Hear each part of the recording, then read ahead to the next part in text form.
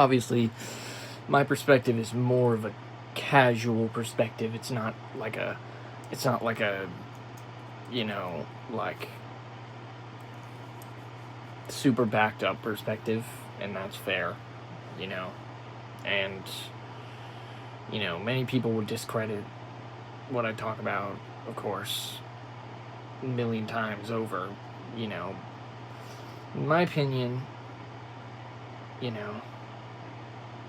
I just feel like when it comes to the idea of God, if we're talking about the idea of God existing, there's probably shit we don't know, you know?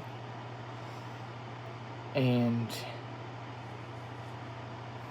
that's just, in my opinion, the way I see it, But if there's a God that can do anything, even stop suffering in the world, and he just doesn't, then, there can't be a God that's all good then. I don't rule that out at all, He talks a lot about the textbook idea of God, and very little about, the ways that God could exist, realistically, Maybe it's just not possible to put an end to suffering in a universe as vast as our own, Maybe there's other places in the universe, like where there's just as much suffering, Maybe suffering is something, that is just something that happens in a universe where things can be destroyed,